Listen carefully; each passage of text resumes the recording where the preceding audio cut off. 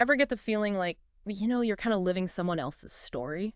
Yeah. That's kind of what we're diving into today with Snunit Liss's Someone's Secret. Okay. A novel that, well, it unfolds through these emails, blog posts, diary entries. Yeah. It's wild. It's like, you're eavesdropping on someone's life, Yeah.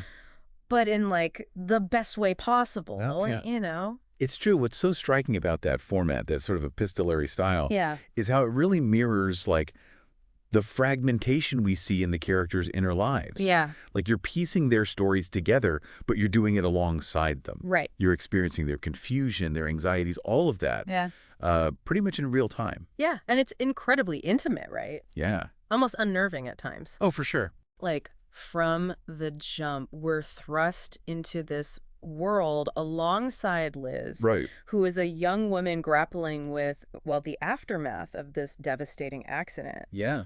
that took her best friend, Jazz. And it's not just the grief, right? It's the guilt that Liz carries with her. Oh, absolutely. When we see those excerpts from her writing, it reveals this really deep struggle to reconcile, not just with the event itself, Yeah. but like with all the memories that just keep haunting her. Yeah. Writing becomes her only outlet. Her laptop's like this repository It's everything. for her pain, for the memories of Jazz, for everything. Which makes the theft of that laptop all the more devastating. Oh, absolutely. Because it's not just a device at that point, right? Oh. It's a lifeline.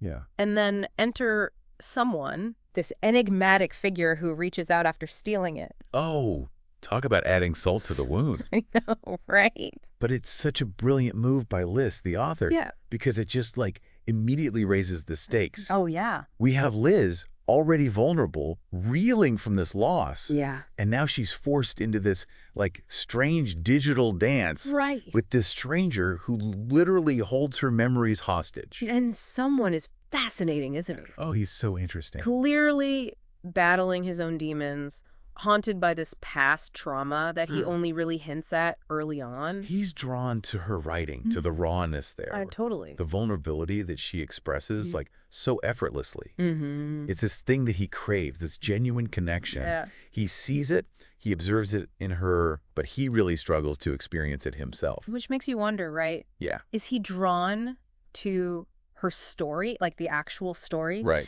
Or to the idea of escaping into it? Yeah. Yeah. You know, like somehow rewriting his own narrative through hers, which is, I don't know. It's unnerving. It's unnerving. But you kind of can't help but feel for him a little bit. Yeah, there's like a flicker of empathy there. Absolutely. Yeah.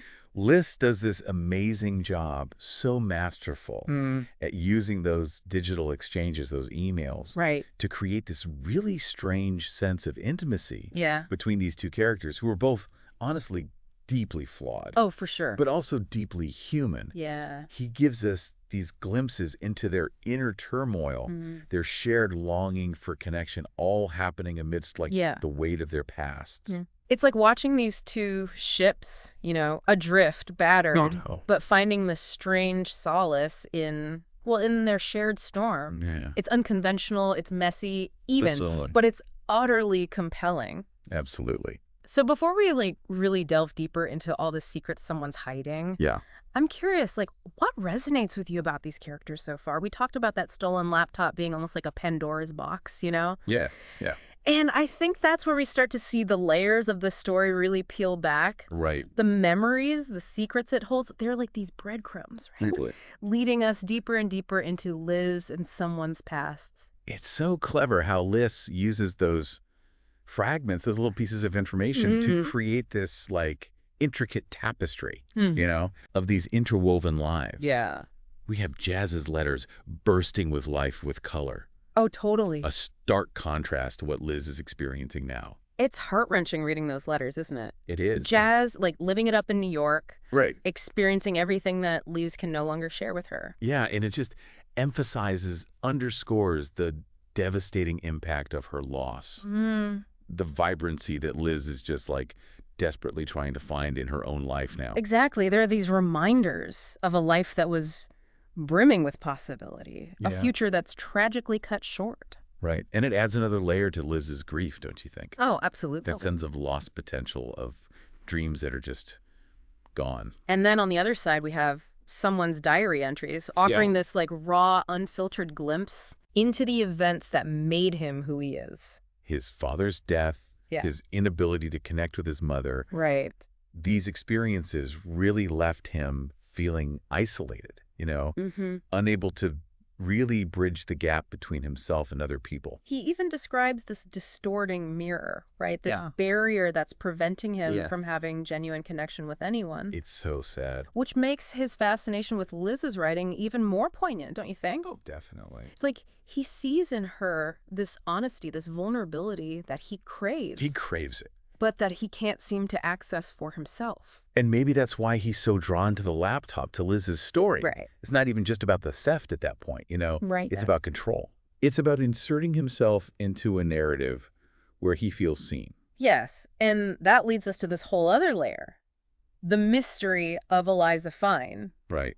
This name that appears, well, in both Liz's family history and someone's past. It's the connection. Becomes this crucial link between their worlds. Exactly. These worlds that we thought were so separate. Right, and you start to see how everything's connected. Yes. The theme of suicide that keeps popping up. The significance of that creepy chicken coop.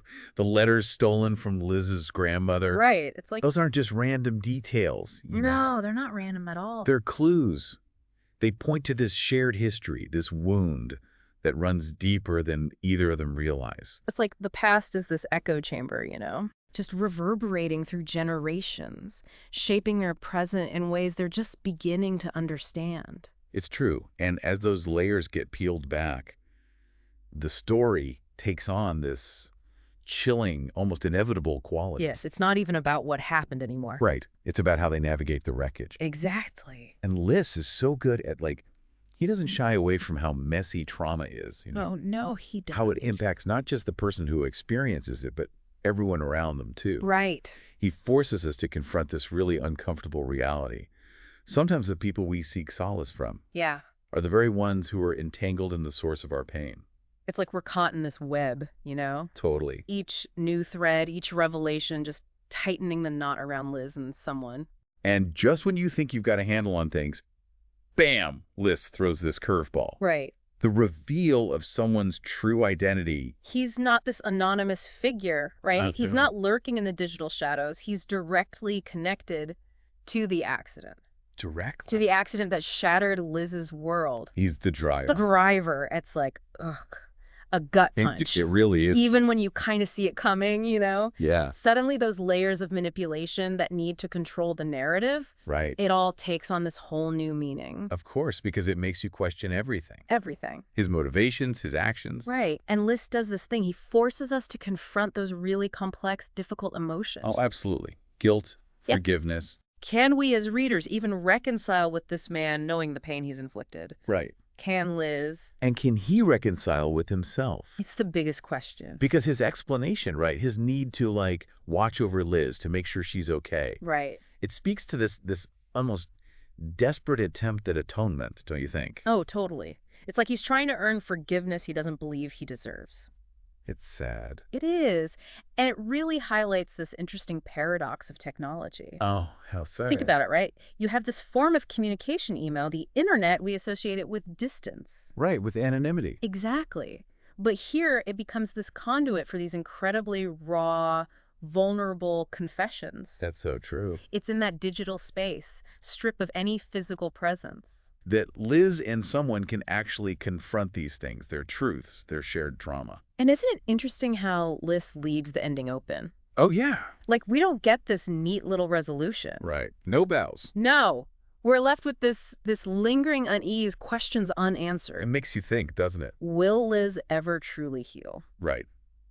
Can someone ever truly atone for what he's done? It's unsettling, but in the best way. It's what makes someone's secret so much more than just a mystery. It's about so much more than finding answers. Yes. It's about exploring those gray areas of human experience. Exactly. The messiness of healing and forgiveness. Wow. This deep dive has been quite the emotional roller coaster, wouldn't you say? It has. We've explored this fragmented world, this incredibly unique story. Liss's work always stays with you. It does. And I think what stays with me most is how he makes us think about The complexities of grief, of guilt, of connection in all its forms. If you're looking for a story that will challenge you, stay with you long after you finish it. Someone's secret, is it? It really is. Go check it out and let us know what you think. Until next time.